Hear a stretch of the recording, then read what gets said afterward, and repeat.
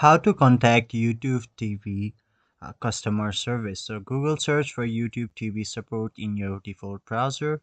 Now from there go to your YouTube or Google Help, YouTube TV Help. So once you're there, you can see there are browse help topics. So select the issues that is related with you. So let's go with setup YouTube TV. So once you press there, here you can see there are different of the options.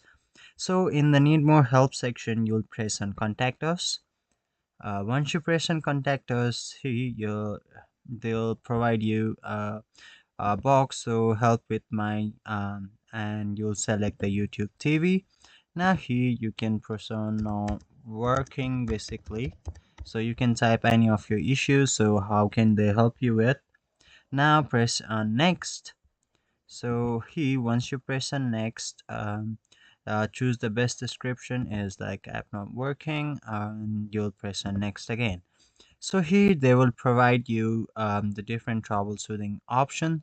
So if that doesn't help you, you can of course select the next option. From here, you can directly chat with the YouTube TV help support. You can also email them, and you can as well get a call.